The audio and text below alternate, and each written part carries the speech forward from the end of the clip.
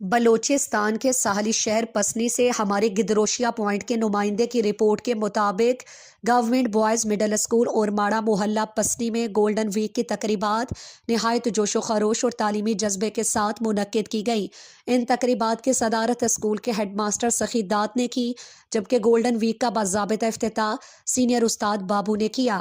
تقریبات کے دوران طلبہ کی ہمہ جہت نشوونما کو مد نظر رکھتے ہوئے مختلف تعلیمی، تخلیقی اور تفریحی سرگرمیوں کا اہتمام کیا گیا۔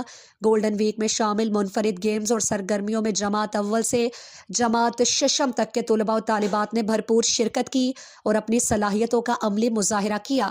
ہیڈ ماسٹر سخی دات نے اس موقع پر خطاب کرتے ہوئے کہا کہ ایسی سرگرمیاں طلباء میں خود اعتمادی، نظم و ضبط، ٹیم ورک اور مثبت سوچ کو فروغ دیتی ہیں۔ انہوں نے اساتذہ کی کاوشوں کو سراہتے ہوئے کہا کہ گولڈن ویک جیسی تقریبات طلباء کی تعلیمی دلچسپی بڑھانے میں اہم کردار ادا کرتی ہے۔ سینئر استاد بابو نے طلباء کی حوصلہ افزائی کرتے ہوئے کہا، کھیلوں اور نصابی سرگرمیوں کے ساتھ ساتھ غیر نصابی سرگرمیاں بھی طلباء کی شخصیت سازی کے لیے بے حد ضروری ہے۔ انہوں نے اساتذہ اور طلباء کے تعاون کو سراہا۔